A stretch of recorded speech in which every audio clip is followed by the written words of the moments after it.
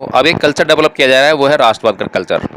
राष्ट्रवाद क्या है, इस देश के लोगों को समझाया नहीं जाएगा, इस देश के लोगों को पता भी नहीं है। विशेष तौर पर जो राष्ट्रवाद का राग अलाप रहे हैं, जो देशभक्ति का राग अलाप रहे हैं, उन्हें नहीं पता है कि राष्ट्रवाद होता क्या है। लेकिन वो एक राष्ट्रवाद का एक नया कल्चर डेवलप करने का प्रयास कर रहे हैं, जिसमें सिर्फ एक ही बात है, वो है कि हिंदू धर्म को जो मानेगा वो राष्ट्रवाद की परिभाषा में आएगा। जो जय श्री राम बोलेगा। देखा है कि डॉक्टर्स जो हैं गाय का गोबर खा रहे हैं, गौमूत्र पी रहे हैं, और उसके पीछे जो है विदेशियों को लेकर आते हैं, विदेशी चेहरे, ऐसे चेहरे लेकर आएंगे जैसे लगेगा कि विदेशी हैं वो जो है, और विदेश से आए हैं। और लोगों के अंदर एक मानसिकता पैदा की जाती है, कि विश्वास पैदा किया जाता है कि देखो विदेशी आकर भी इसको साबित कर रहे हैं। लेकिन तो मैं बार बार वही बात कर रहा हूँ, संस्कृति का मामला है। यहाँ पर जो है सुदामा के पैर जो है ईश्वर धोते हैं और उनका सम्मान करते हैं और रात रात उनको मनाते हैं। और इस तरह से यहाँ पर जो है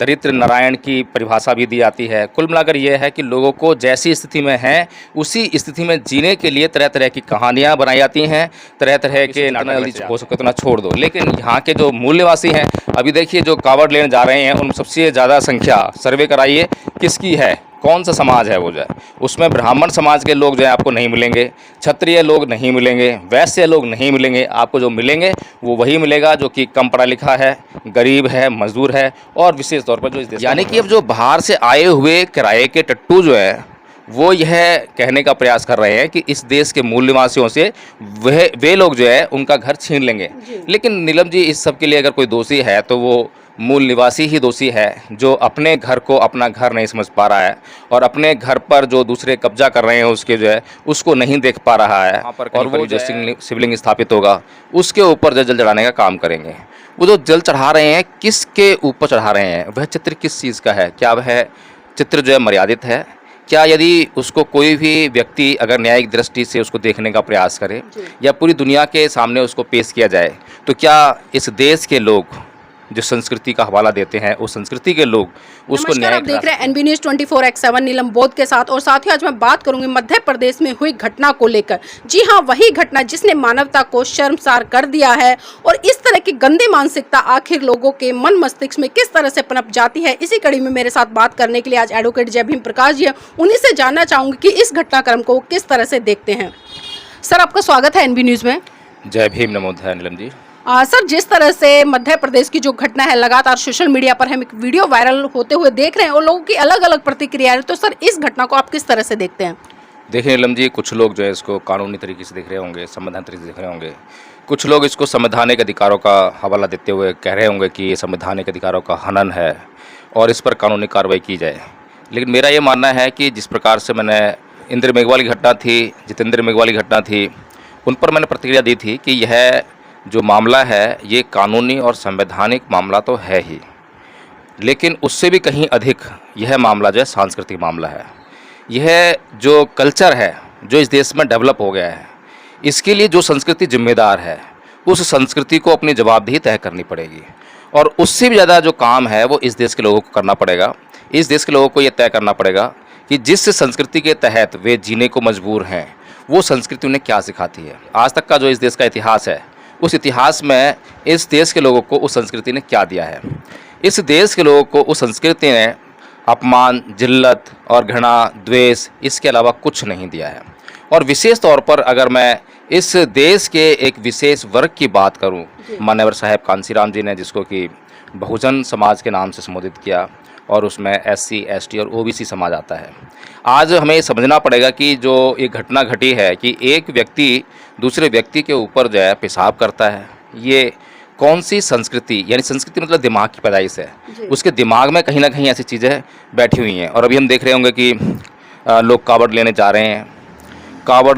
हैं, फिर उसके बाद क्या करेंगे, वे लोग जल लेकर आएंगे, वहाँ से हरिद्वार जाएंगे, वहाँ जल लेकर आएंगे, और अपने अपने जो उनके जो जहाँ पर निवास स्थान है उसके आसपास जो भी मंदिर हैं वहाँ पर कहीं पर भी जो शिवलिंग स्थापित होगा उसके ऊपर जल चढ़ाने का काम करेंगे। वो जो जल चढ़ा रहे हैं, किसके ऊपर चढ़ा रहे हैं, वह चित्र किस चीज़ का है? क्या वह चित्र जो है मर्यादित है? क्या यदि उसको कोई भी व्यक्ति अगर न्यायिक दृष्टि से उसको देखने का प्रयास करे या पूरी दुनिया के सामने उसको पेश किया जाए, तो क्या इस देश के लोग जो संस्कृति का हवाला देते हैं, उस संस्कृति के लोग उसको न्यायिक ठहरा सकते हैं? वो ये कह सकते हैं कि ये जो चित्र है, ये जो मूर्ति है, ये जो न्यायिक है, ये जो सार्वजनिक तौर पे पेश की जाती है। तो ये जो संस्कृति ही ऐसी है, इस संस्कृति में आपने देखा है कि समय समय पर जो इनके इस संस्कृति के जो देवता हैं, ईश्वर हैं,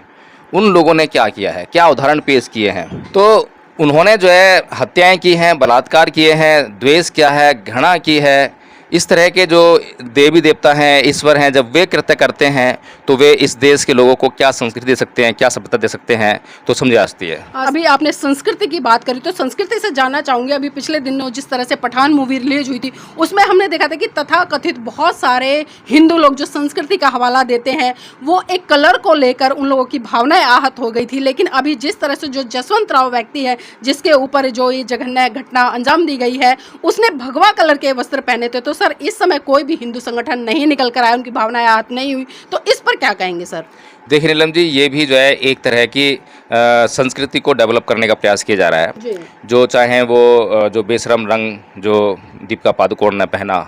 और जो पठान मूवी के ऊपर जो हल्ला मचा,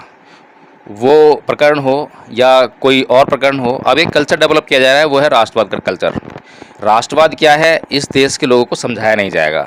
इस देश के लोगों को पता भी नहीं है। विशेष तौर पर जो राष्ट्रवाद का राग अलाप रहे हैं, जो देशभक्ति का राग अलाप रहे हैं, उन्हें नहीं पता है कि राष्ट्रवाद होता क्या है। लेकिन वो एक राष्ट्रवाद का एक नया कल्चर डेवलप करने का प्रयास कर रहे हैं, जिसमें सिर्फ एक ही बात है, वो है कि हिंदू धर्म को जो मानेगा वो राष्ट्रवाद की परिभाषा में आएगा, जो जय श्री राम बोलेगा वो हिंदू राष्ट्र की परिभाषा में आएगा। और अभी जिस तरह से हम जो है कई संतों को देख रहे हैं, कई गुंडे मवाली निकल कर के आ रहे हैं, खुलेआम धमकियां दे रहे हैं। और अभी उत्तराखंड से गुंडा निकल कर आया जिसने धमकी दी कि भाई यहाँ पर जो है यह देश जो है हिंदुओं का है और यहाँ पर केवल हिंदू रहेंगे, हिंदुओं के अलावा जो है कोई अन्य नहीं रहेगा, यहाँ तक कि बौद्ध लोग भी नहीं रहेंगे,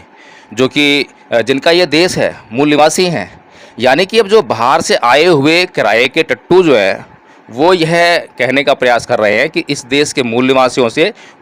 वे लोग जो है उनका घर छीन लेंगे। लेकिन नीलम जी, इस सब के लिए अगर कोई दोषी है तो वो मूल निवासी ही दोषी है, जो अपने घर को अपना घर नहीं समझ पा रहा है और अपने घर पर जो दूसरे कब्जा कर रहे हैं उसके जो है उसको नहीं देख पा रहा है, और वो जो है जो होते हुए देख रहा है। तो ये तो जो है इस देश के मूल निवासी को तय करना है। अभी तक तो जो परम पूज्य बाबा साहेब डॉक्टर भीमराव अम्बेडकर ने उनका मार्गदर्शन किया 1935 में कि मैं हिंदू धर्म में पैदा हुआ, मेरे बस की बात नहीं थी, बार बार इस बात को कहते हैं, लेकिन मैं हिंदू धर्म में मरूंगा नहीं। 1956 में बौद्ध धर्म अपना लिया, बहुत सटीकता के साथ, बड़ी स्पष्टता के साथ, तमाम तरह के अपने ऊपर अत्याचारों को झेलते हुए, तमाम मानसिक दबावों को झेलते हुए, तमाम तरह के जो हमले हैं और जो डर थे उन सबको बर्दाश्त करते हुए परम पूज्य बाबा साहेब डॉक्टर भीमराव अम्बेडकर ने इस देश के मूल निवासियों को ये बताने का काम किया कि अरे भाई, तुम लोग मूल निवासी हो और ये तुम्हारी संस्कृति नहीं है, ये तुम्हारा धर्म नहीं है, ये विदेशियों का धर्म है जो तुम पर लाद दिया गया है। और ये धर्म अगर विदेशियों का है भी चलो कोई बात नहीं,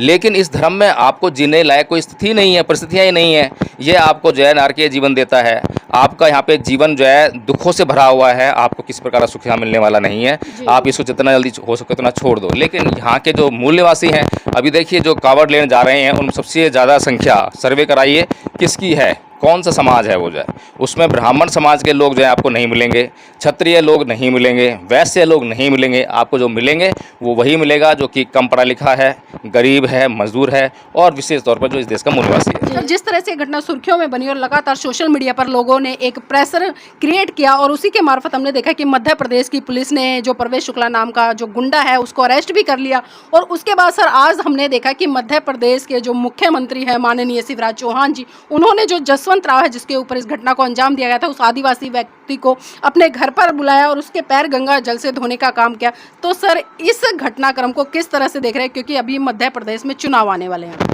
देखिए नीलम जी, मैं बार बार वही बात कर रहा हूँ, संस्कृति का मामला है। यहाँ पर जो है सुदामा के पैर जो है ईश्वर धोते हैं और उनका सम्मान करते हैं और रात रात उनको मनाते हैं। और इस तरह से यहाँ पर जो है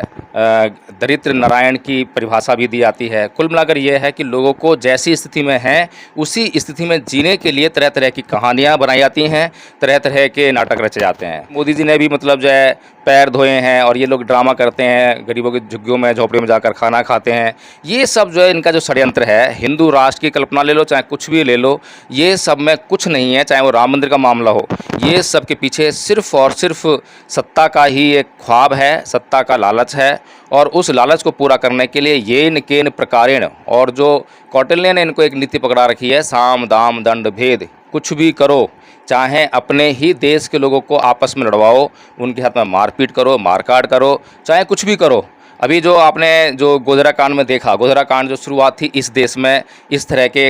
हत्याकांडों को और इस तरह के वारदातों को अंजाम देने की जो है, तो गोधरा कांड में जो हुआ वो एक ट्रेलर था।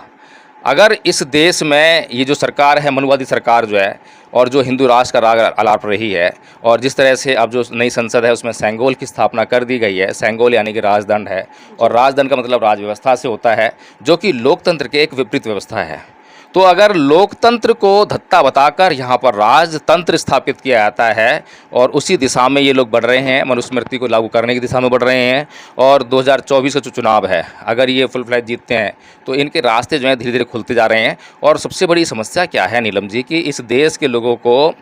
पढ़ाई लिखाई से दूर रखने का जो है बड़ा भारी षड्यंत्र रचा जा रहा है, और ये उसमें कामयाब हो रहे हैं। आज अगर हम स्तर देखें कि पहले से ज़्यादा लोग ज़्यादा शिक्षित हो रहे हैं, पढ़ लिख रहे हैं, या नहीं पढ़ लिख रहे हैं, तो आपको रेशो मिलेगा कि पहले से ज़्यादा जो है लोग जो है अशिक्षित हो रहे हैं। अच्छा, वो जो अशिक्षा है वो और गंभीर है।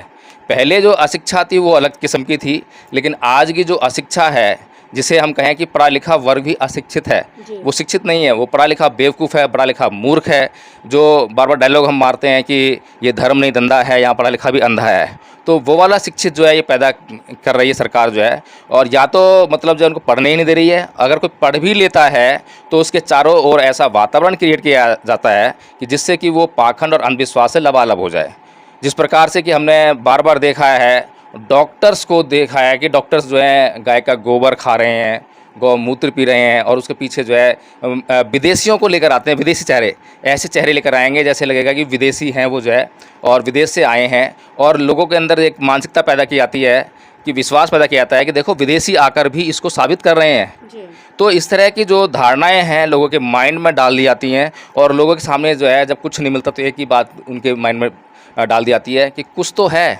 जो चला रहा है सबको, जो है कुछ तो है जो चला रहा है इस दुनिया को, जो है अब पता किसी को नहीं है, बताया किसी ने नहीं है, देखा किसी ने नहीं है, लेकिन एक अंधापन जो पैदा हो जाता है। इसी को कहा है कि धर्म नहीं धंधा है, पढ़ा लिखा भी हाँ अंधा है। हाँ सर, जाते जाते का आखिरी सवाल पूछना चाहूँगी आपसे। जिस तरह से पूरा घटनाक्रम हुआ है, और अभी हमने देखा अरेस्ट भी हो गया है वो व्यक्ति, और शिवराज चौहान ने उसको बुलाकर गंगा जल से उसको पैर भी धो दिए, तो क्या लगता है कि इस तरह की घटनाओं को रोकने के लिए क्या खाली इस तरह के प्रावधान उचित हैं, या आपकी दृष्टि से कुछ और होना चाहिए ताकि इस तरह की घटनाओं को रोका जा सके? देखिए नीलम जी, केवल सांस्कृतिक परिवर्तन के द्वारा ही ऐसी घटनाओं को रोका जा सकता है। आप जो है कानून के ज़रिए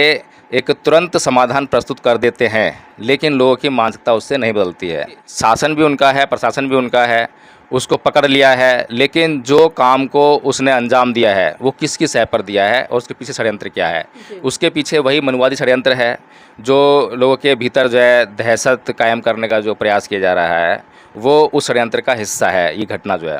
तो ऐसी जो कानूनी कार्रवाई की जा रही है उसको फ़र्क पड़ने वाला नहीं है, लेकिन एक कल्चरल रिवॉल्यूशन, कल्चरल चेंज की ज़रूरत है, सांस्कृतिक परिवर्तन की ज़रूरत है। आज उस तरफ लोगों को सोचना पड़ेगा, जिस संस्कृति को ये देश जो है कई हज़ार सालों से झेलता आ रहा है, देखता आ रहा है, सब कुछ देखा है। विशेष तौर पर आज़ादी के बाद तो इस संस्कृति के बहुत अच्छी तरह से दर्शन हुए हैं। आज़ादी से पहले अच्छे दर्शन हुए थे, लेकिन आज़ादी के बाद अब जो है जब से ये बीजेपी सरकार आई है तो अच्छी तरह से दर्शन करा रही है। लेकिन अगर अब भी इस देश के लोग जो है आँखें मूंद लें और सब कुछ देखते हुए भी अंधे बन जाएँ, तो फिर जो है समस्या बहुत गंभीर हो जाती है। और नीलम जी, ये जो सांस्कृतिक परिवर्तन मैं कह रहा हूँ, इसका मतलब ये है कि ये जो हिंदू संस्कृति जिसके अंतर्गत इस देश को चलाने का प्रयास किया जा रहा है, हिंदू संस्कृति के अंदर नैतिकता नाम की चीज़ नहीं है, किसी भी प्रकार के नैतिक आचरण नहीं है। लेकिन वहीं अगर हम देखें तो बुद्ध का जो धम्म है इस देश में ही फला फूला है, इस देश में फैला है, इस देश से ही निकलकर जो है पूरी दुनिया में फैला, और पूरी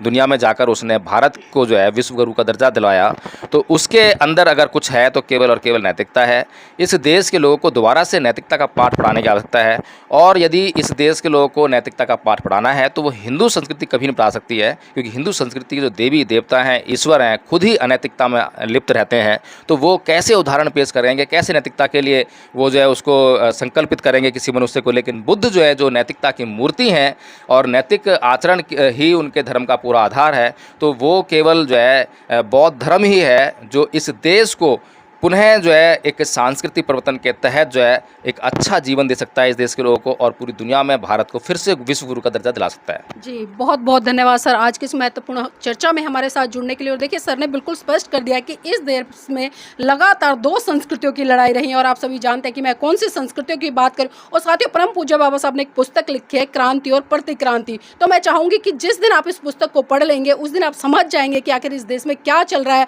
और जो सत्ता पर बैठे हुए लोग हैं आखिर वो क्या चाहते हैं, उनकी मानसिकता क्या है। तो और साथियों, अगर इस तरह की घटनाओं को आप लोग रोकना चाहते हैं तो उसके लिए भारत देश के लोगों को जो सच्ची और अच्छी संस्कृति है उसका यहाँ पर प्रचार व प्रसार करना पड़ेगा, तभी इस तरह की घटनाओं को रोका जा सकता है। और यहाँ पर जाते जाते मैं कहना चाहूँगी कि जिस तरह से इस घटना को अंजाम दिया गया है तो उस व्यक्ति पर मानहानि का केस भी होना चाहिए, SC/ST एक्ट के तहत उस पर मुकदमा दर्ज होना चाहिए, और जो भी कड़ी से कड़ी सजा का प्रावधान हो, ऐसे लोगों को सबक सिखाने के लिए आचार दंड संहिता के तहत उस पर भारी जुर्माना लगना चाहिए, और भारत देश के लोगों को अपनी सच्ची और अच्छी संस्कृति की तरफ लौट कर धर्म परिवर्तन कर लेना चाहिए, ताकि इस तरह की घटनाओं को रोकने से अंजाम दिया जा सके।